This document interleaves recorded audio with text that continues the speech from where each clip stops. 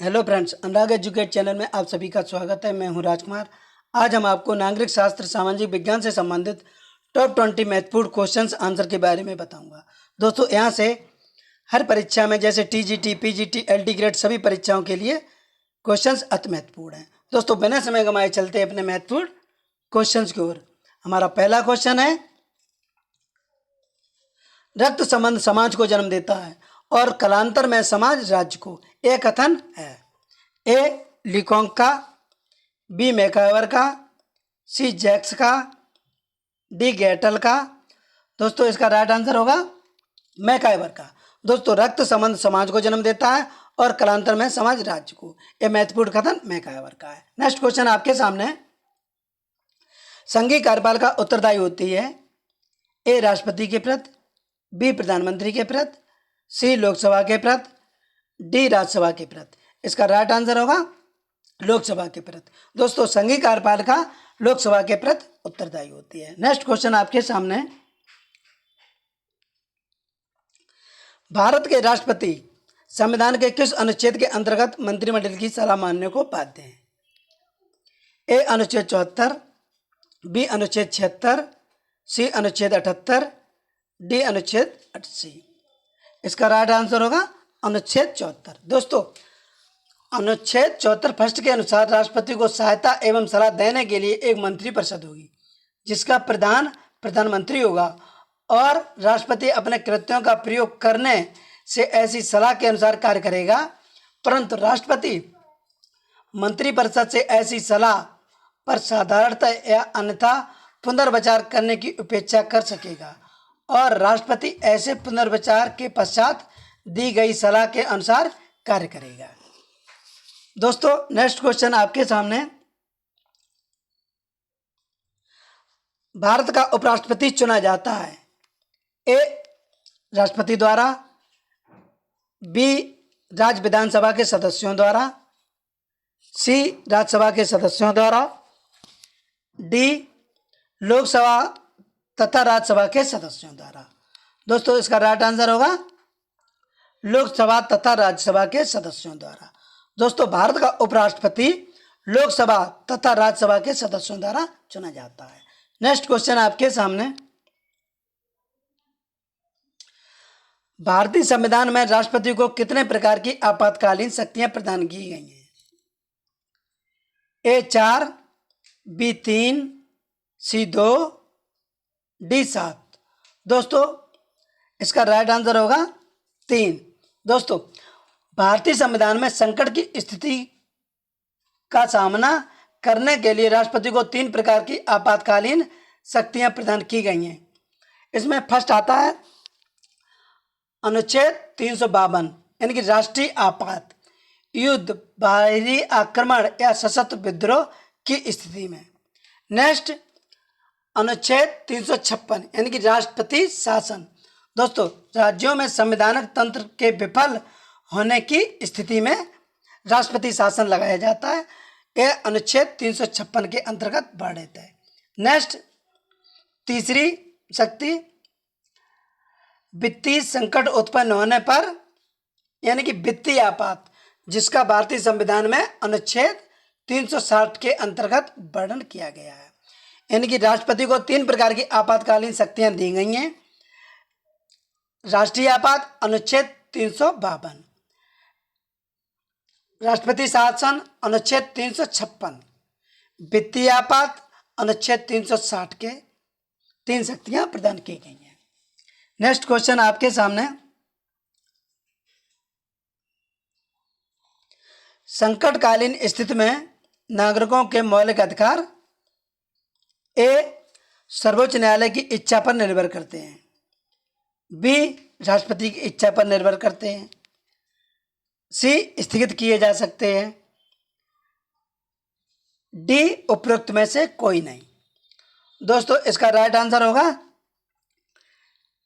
स्थगित किए जा सकते हैं। दोस्तों, संकटकालीन की घोषणा के लागू होने के समय में अनुच्छेद 19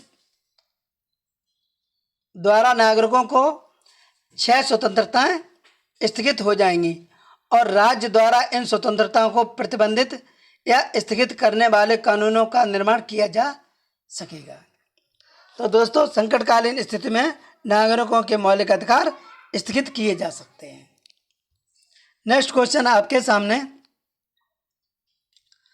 भारतीय संविधान में नीति निर्देशक तत्वों का समावेश किस देश के संविधान से प्रेरित होकर किया गया है? ए सोवियत संघ रूस से, बी संयुक्त राष्ट्र अमेरिका से, सी आयरलैंड से, डी ब्रिटेन से। तो दोस्तों, इसका राइट आंसर होगा आयरलैंड से। दोस्तों, भारतीय संविधान के अंतर्गत राज्य के नीति निर्देशक तत्व के नाम से राज्य के पथ प्रदर्शन हेतु कुछ सिद्धांतों की व्यवस्था की गई है। इसका उल्लेख भारतीय संविधान के भाग 4 में है। भारतीय संविधान में इस संबंध में आयरलैंड के संविधान से मार्गदर्शन प्रदान किया गया है, यानी कि नीति निर्देशक तत्व आयरलैंड के संविधान से लिए गए हैं। तो दोस्तों, इसका राइट आंसर होगा सी। नेक्स्ट क्वेश्चन आपके सामने, किस संविधान संशोधन द्वारा संविधान में नागरिकों के मूल कर्तव्य जोड़े गए? ए 42वां संविधान संशोधन, बी 25वां संविधान संशोधन, सी 44वां संविधान संशोधन, डी 52वां संविधान संशोधन। तो दोस्तों, इसका राइट आंसर होगा 42वां संविधान संशोधन। दोस्तों, नागरिकों के मौलिक कर्तव्य 42वां संविधान संशोधन द्वारा जोड़े गए। नेक्स्ट क्वेश्चन आपके सामने, किस संशोधन द्वारा भारतीय संविधान में संपदा अधिकार मौलिक अधिकार की श्रेणी से हटा दिया गया है? दोस्तों, किस संविधान संशोधन द्वारा भारतीय संविधान में संपत्ति का अधिकार मौलिक अधिकार की श्रेणी से हटा दिया गया है? ए 42वां संविधान संशोधन, बी 43वां संविधान संशोधन, सी 44वां संविधान संशोधन, डी 45वां संविधान संशोधन। तो दोस्तों, इसका राइट आंसर होगा 44वां संविधान संशोधन। दोस्तों, 44वां संविधान संशोधन द्वारा संपत्ति का अधिकार मौलिक अधिकार की श्रेणी से हटा दिया गया है। नेक्स्ट क्वेश्चन आपके सामने, भारतीय संविधान के अनुच्छेद 356 का क्या महत्व है? ए, इसके अंतर्गत किसी राज्य में सशस्त्र विद्रोह होने पर राष्ट्रपति शासन लगाया जा सकता है। बी, इसके अंतर्गत किसी राज्य में संवैधानिक मशीनरी विफल होने पर राष्ट्रपति शासन लगाया जा सकता है। सी, किसी राज्य में आंतरिक अशांत होने पर आपातकाल की घोषणा की जा सकती है। डी, उपरोक्त सभी। तो दोस्तों, इसका राइट आंसर होगा बी, इसके अंतर्गत किसी राज्य में संवैधानिक मशीनरी विफल होने पर राष्ट्रपति शासन लगाया जा सकता है। दोस्तों, अनुच्छेद 356 के अनुसार यदि राष्ट्रपति को किसी राज्य के राज्यपाल से अनुच्छेद 356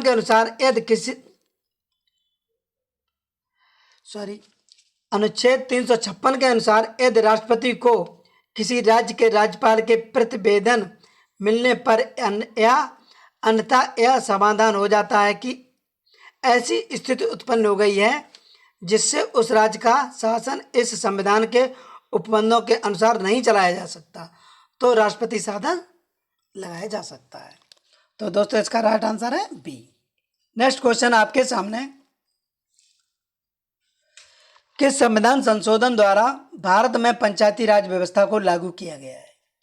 ए 72वां संविधान संशोधन, बी 73वां संविधान संशोधन, सी 74वां संविधान संशोधन, डी 75वां संविधान संशोधन। दोस्तों, इसका राइट आंसर होगा 73वां संविधान संशोधन। दोस्तों, भारतीय संविधान के 73वें संविधान संशोधन 1992 के द्वारा भारत में पंचायती राज्य व्यवस्था को लागू किया गया है। नेक्स्ट क्वेश्चन आपके सामने, प्लेटो के आदर्श राज्य में कौन सा वर्ग सामाजिक संरचना का हिस्सा नहीं था? ए शासक वर्ग, बी प्रशासक वर्ग, सी सैन्य वर्ग, डी उत्पादक वर्ग। दोस्तों इसका राइट आंसर होगा प्रशासक वर्ग। दोस्तों प्लेटो के आदर्श राज्य में सामाजिक संरचना का प्रशासक वर्ग हिस्सा नहीं था। सामाजिक संरचना में 3 वर्ग थे, शासक वर्ग, सैन्य वर्ग, उत्पादक वर्ग। नेक्स्ट क्वेश्चन आपके सामने, जनवादी लोकतंत्र की अवधारणा संबंधित है। ए लोकतंत्र की मार्क्सवादी अवधारणा से, बी लोकतंत्र के विशिष्ट वर्गीय सिद्धांत से, सी लोकतंत्र के बहुलवादी सिद्धांत से, डी उपरोक्त में से कोई नहीं। इसका राइट आंसर होगा ए। दोस्तों जहां लोकतंत्र के अधिकांश सिद्धांतों का सरोकार उदार लोकतंत्र की विविध अभिव्यक्तियों से है, वहीं जनवादी लोकतंत्र की धारणा मार्क्सवादी चिंतन से जुड़ी हुई है। जनवादी लोकतंत्र के अंतर्गत बुजुर्गा, निम्न बुजुर्गा, किसान और सरबराह वर्ग अपनी मिली जुली सरकार बनाते हैं। तो दोस्तों इसका राइट आंसर हुआ ए लोकतंत्र की मार्क्सवादी अवधारणा से। तो दोस्तों जनवादी लोकतंत्र की अवधारणा लोकतंत्र की मार्क्सवादी अवधारणा से संबंधित है। नेक्स्ट क्वेश्चन आपके सामने, जॉन लॉक के अनुसार व्यक्ति के प्राकृतिक अधिकार हैं। ए जीवन, स्वतंत्रता एवं संपत्ति का अधिकार, बी समानता एवं सुरक्षा का अधिकार, सी रोजगार, स्वास्थ्य एवं शिक्षा का अधिकार, डी उपरोक्त सभी। तो दोस्तों इसका राइट आंसर होगा ए। दोस्तों जॉन लॉक के अनुसार व्यक्ति के प्राकृतिक अधिकार 3 हैं। फर्स्ट जीवन का अधिकार, जीवन, स्वतंत्रता एवं संपत्ति का अधिकार। दोस्तों जॉन लॉक ने प्राकृतिक अधिकार माने जीवन, स्वतंत्रता एवं संपत्ति का अधिकार। नेक्स्ट क्वेश्चन आपके सामने,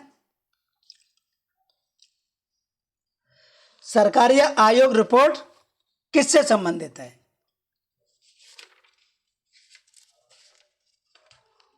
ए केंद्र राज्य संबंधों से, बी न्यायिक सुधार से, सी संवादी व्यवस्था से, डी योजना आयोग की शक्तियों से। इसका राइट आंसर होगा ए।